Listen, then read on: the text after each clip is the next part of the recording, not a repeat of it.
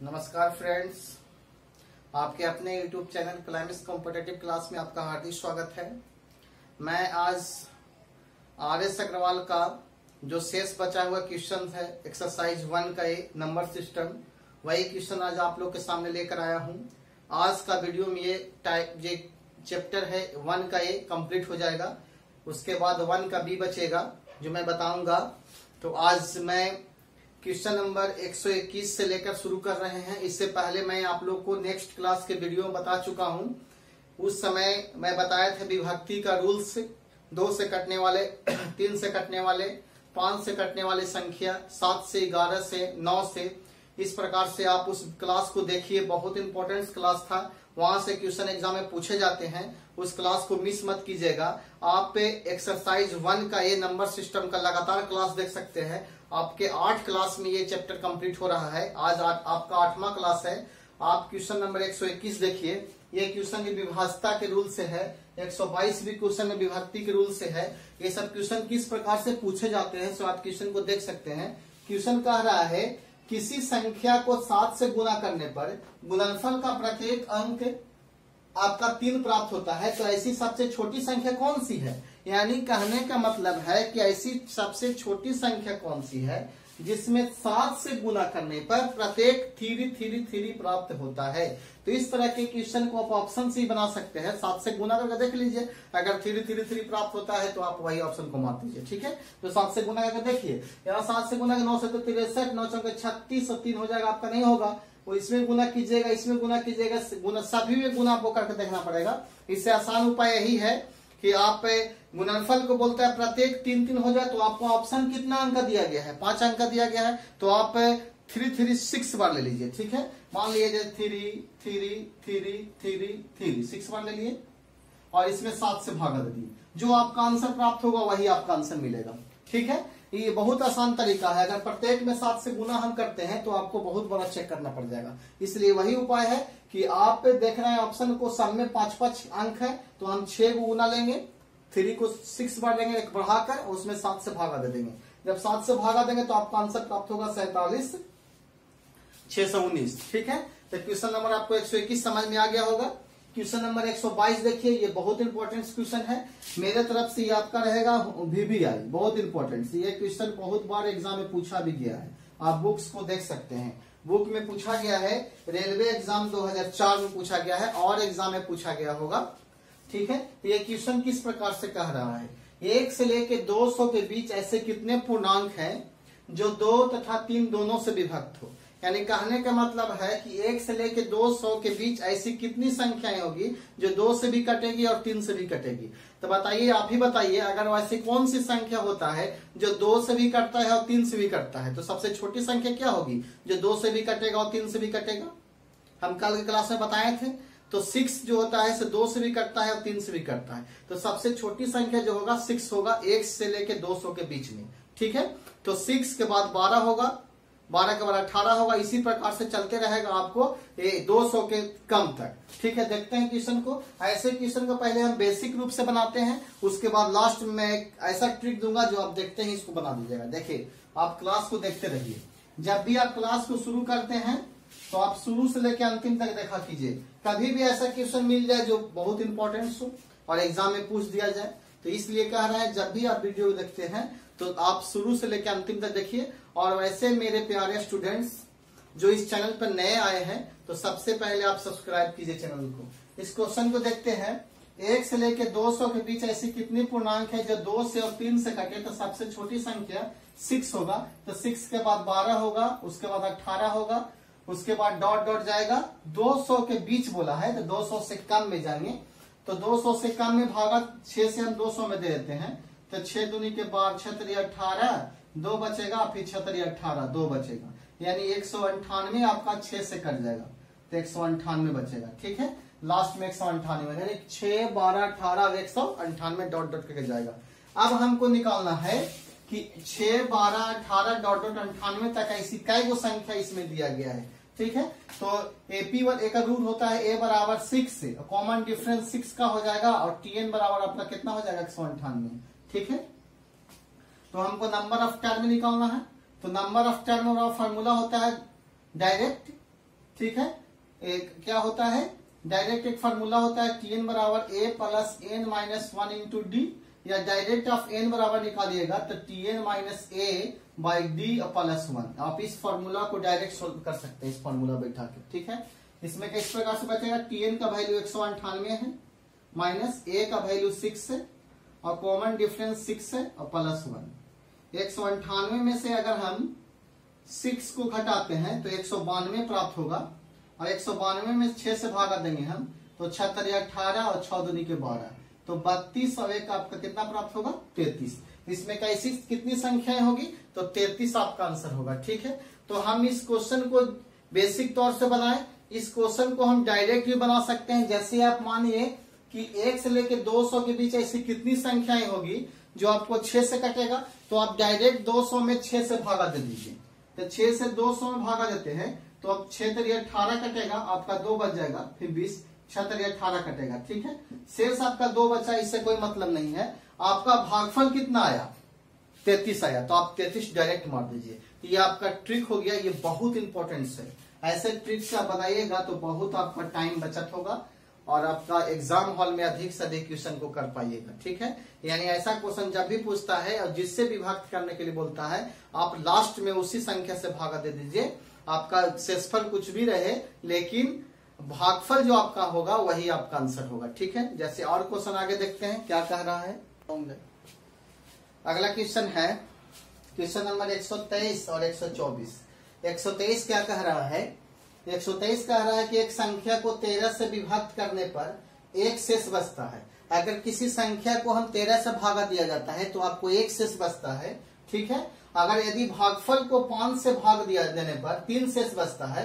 यदि इस संख्या को 65 से भाग देंगे तो शेषफल क्या बचेगा। ये सब क्वेश्चन बहुत इंपॉर्टेंट होते हैं। ये सब क्वेश्चन आप बेसिक से बनाइए, आपको जितना बेसिक आता है उतना बनाइए, लेकिन आप इसको बनाइए। बहुत आसान क्वेश्चन है। जिस स्टूडेंट्स का अगर सिंप्लीफिकेशन मजबूत है तो आप ऐसा क्वेश्चन नहीं छोड़ सकते हैं। जैसे आप देखिए, मान लिया जाए कोई संख्या को हम मान लेते हैं, अगर हम 13 से भागा देते हैं किसी भी संख्या में, संख्या को हम 1 मानते हैं, तो आपका शेष कितना बच रहा है, 1 बच रहा है। तो शेष जब 1 बचेगा तो भागफल कुछ ना कुछ आया होगा, तो भागफल का हम y मान लेते हैं, तो शेष कितना बचा, 1 बचा, ठीक है। तो यहाँ से एक फार्मूला होता है भाज्य बराबर भाजक गुने भागफल प्लस शेष। तो यानी x बराबर आपका हो जाएगा 13y प्लस 1, ये x बराबर हो जाएगा, अर्थात संख्या बराबर 13y प्लस 1, ठीक है।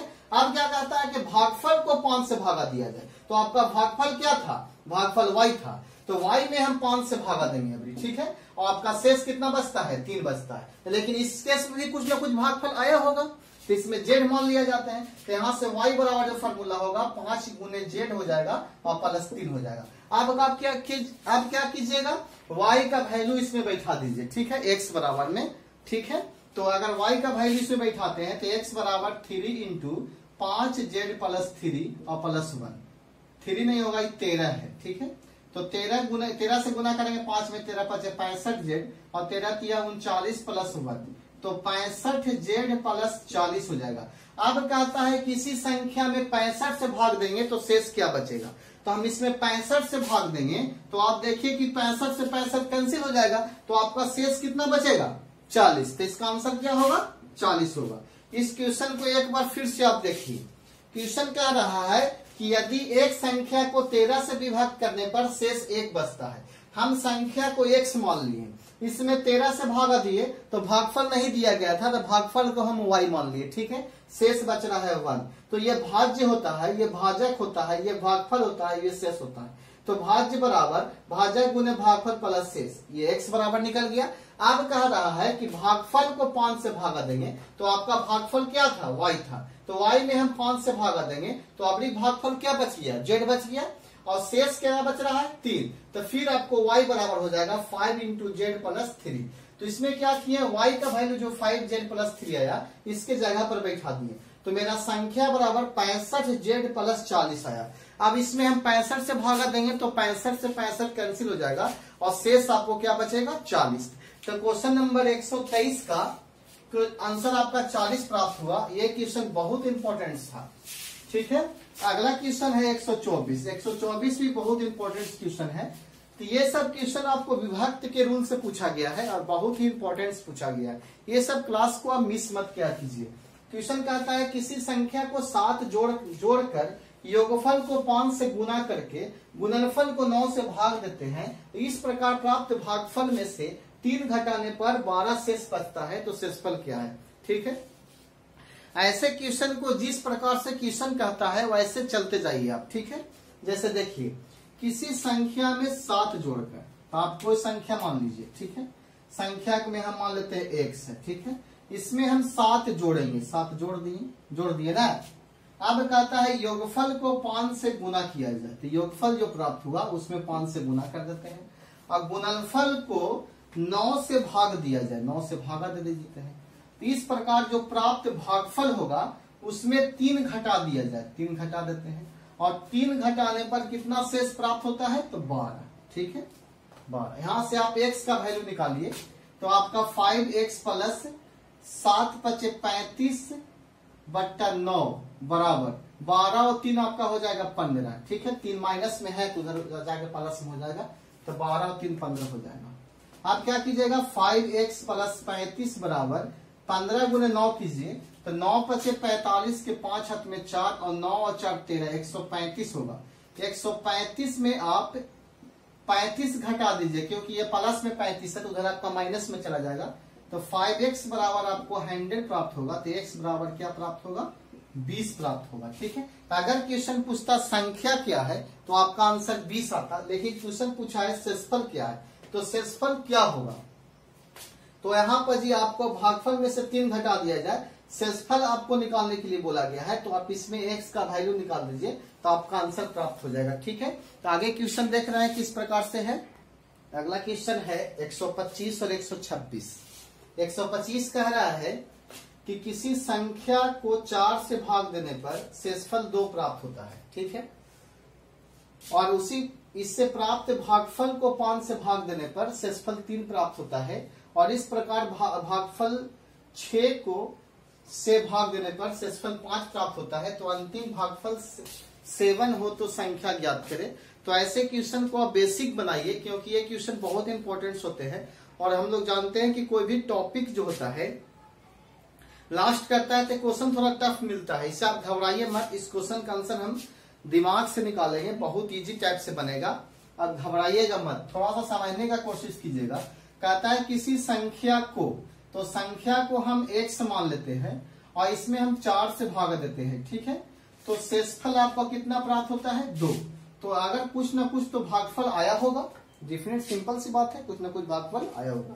तो यहाँ से संख्या बराबर हमको निकल जाएगा x बराबर 4y प्लस 2। ठीक है, इस पहला कंडीशन हो गया। दूसरा कंडीशन में कहता है इससे प्राप्त भागफल, तो आपका भागफल कितना प्राप्त हुआ, y।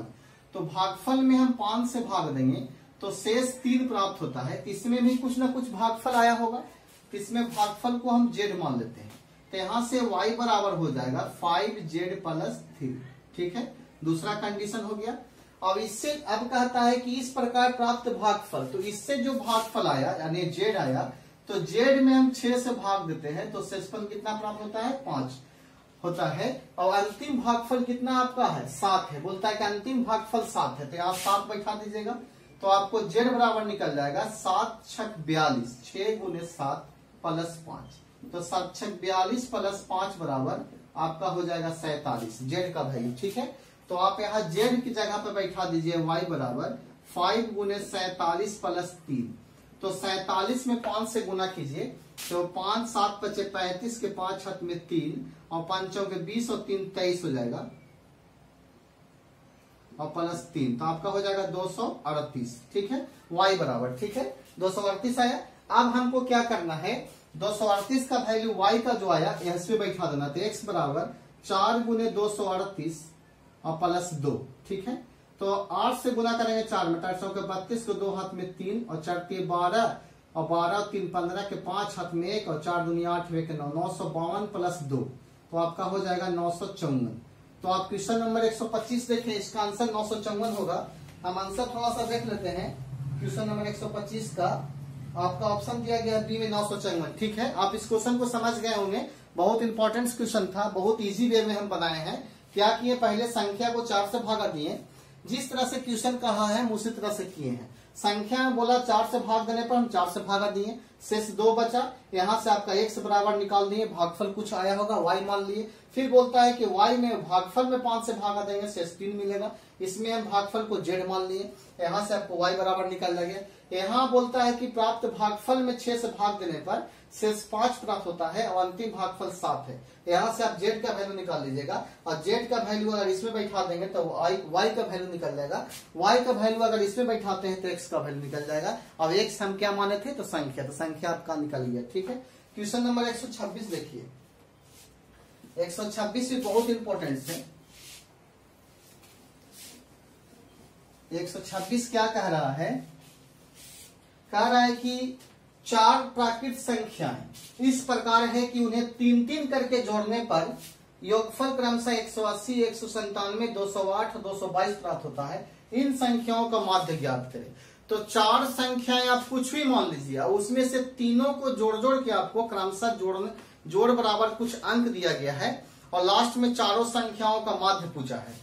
तो माध्य होता क्या है, तो सभी संख्याओं की योग बटा कुल संख्या होता है। ठीक है, तो सबसे पहले 4 संख्याएं हम मानेंगे, तो 4 संख्या आपका a मान लेते हैं, b, c और d, इसमें से 3 लेते हैं, a plus b plus c बराबर आपका दिया गया है 180। ठीक है, फिर जोड़ते हैं b plus c plus d, आपका दिया गया है 197। ठीक है, अब छोड़ेंगे c प्लस d और प्लस, देखिए पहले हम a को छोड़े थे b c d लिखे, b को छोड़े तो c plus d plus a लिखाएगा, बराबर कितना हो जाएगा 208। ठीक है, आप किसको छोड़ेंगे, d को छोड़ेंगे तो a plus b plus c। पहले देखिए किस पर 3 को संख्या 4 को 3-3 में जोड़ना है। ठीक है, तो पहले a b c लिख लिए, फिर b c d लिखे, a b c b c d, अब क्या लिखाएगा c d a, अब क्या लिखाएगा d c a। यहाँ देखिए a आपका कितना बार आया है, 2 बार, तो a को a जरूरी है, 3 बार लाना है। b आपको 2 बार आया है तो एक b जरूरी है। ठीक है, d भी आपका 2 बार आया है, एक d जरूरी है, तो आपका कितना होगा 222।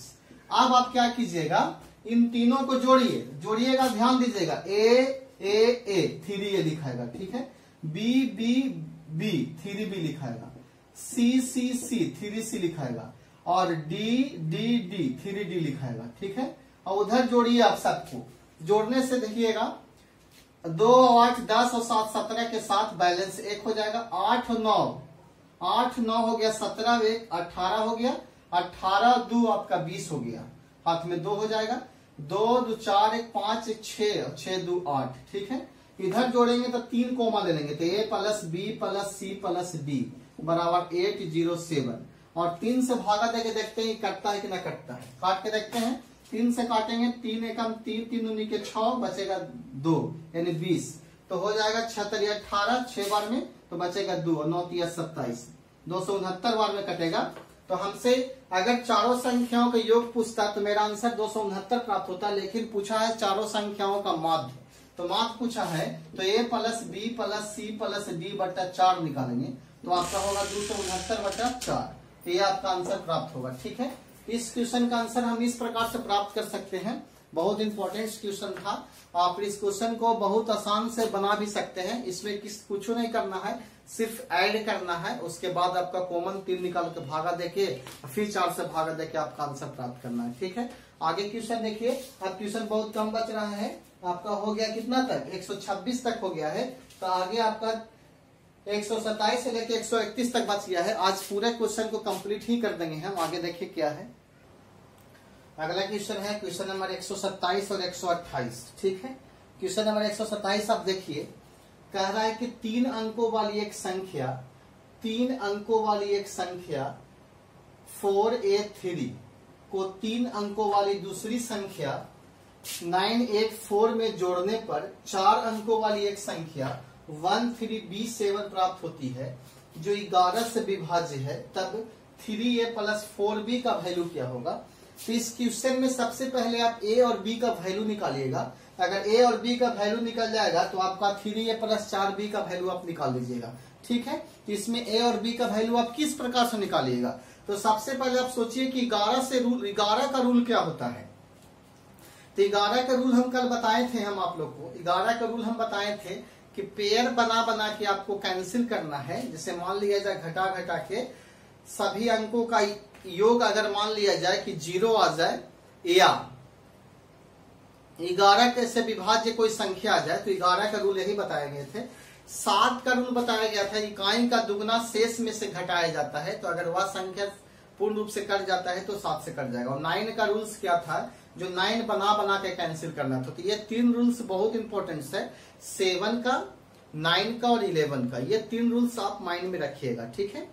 आज इस क्वेश्चन की ओर चलते हैं। जैसे मान लिया जाए क्वेश्चन पूछा गया है 3 अंकों की एक संख्या, तो 3 अंकों की एक संख्या आपका 4 है, A है और 3 है, ठीक है।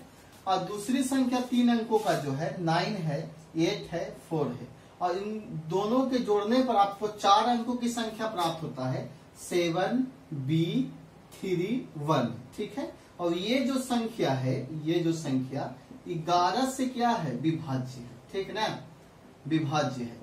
आपको समझ में आ रहा होगा, 11 से विभाज्य बोला है कि 11 से विभाज्य का मतलब क्या होता है, 11 का रूल फॉलो करना है। तो 11 का रूल क्या बताए थे, पेयर बनाइए सबसे पहले।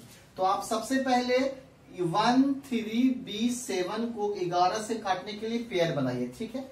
अब आप क्या कीजिएगा, डिफरेंस कीजिए, इसमें इसका डिफरेंस कीजिए। 3 में 1 जाएगा तो आपका 2 बचेगा, और 7 में B घटाइए तो 7 माइनस B हो जाएगा। तो 7 और 2 आपका 9 माइनस B होगा। तो 9 में से हम कितना घटाएंगे ताकि यह शून्य हो जाएगा, तो आप बताइए कि 9 घटाएंगे, ठीक है। तो इसमें से 9 में से अगर 9 घटाते हैं तो आपका 0 प्राप्त होता है। तो यहाँ से पता चलता है कि B का वैल्यू क्या होगा, तो 9 होगा, ठीक है। तो जहां B आपका है वहां 9 बैठा दीजिए। तो यहाँ आपका 3A प्लस 4 इंटू 9, तो यहाँ B है, यहाँ आप 9 बैठा देंगे। समझ में आ रहा है ना। आप क्या करेंगे, 3 और 4 को जोड़ेंगे तो 7 प्राप्त होगा, 7 है। अब 8 में हम कितना जोड़ेंगे ताकि 9 प्राप्त होगा, तो आप बता सकते हैं कि 8 में अगर हम 1 जोड़ेंगे तो 9 प्राप्त होगा। तो यहाँ 1 लिखाएगा, और 9 और 4 आपका 13 हो गया, ठीक है। तो A बराबर 1 हो जाएगा, A बराबर 1 और B बराबर 9। तो यहाँ हो जाएगा 3 इंटू 1 और 9 चौके 36, 3 और 36 आपका हो जाएगा 39, ठीक है। यानी क्वेश्चन नंबर 127 का आंसर आपका 39 हो जाएगा। ये क्वेश्चन बहुत इंपॉर्टेंट था। अगला क्वेश्चन है 128। ये भी क्वेश्चन बहुत इंपॉर्टेंट है, सिंप्लीफिकेशन बेस्ड पे क्वेश्चन पूछा गया है।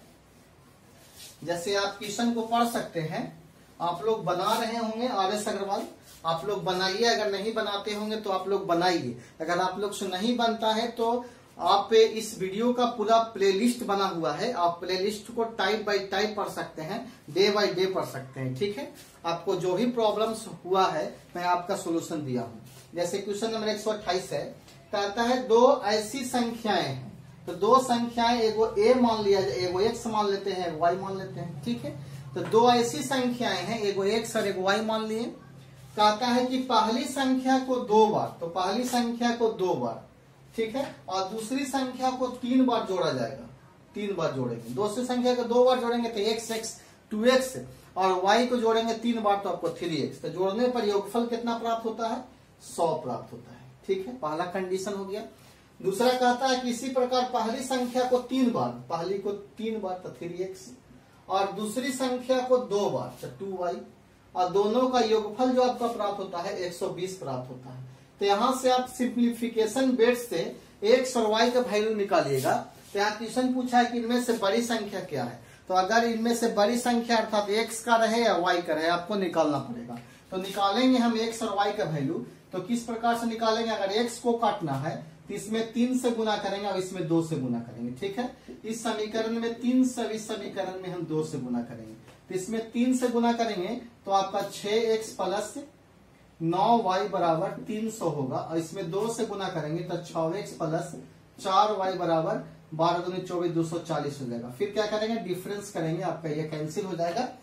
9 में से 4 जाएगा तो आपका 5y बचेगा, और 300 में से 240 को घटाएंगे तो 60 प्राप्त होगा। तो y बराबर 12, 25, 60, y का वैल्यू 12 आ जाएगा, ठीक है।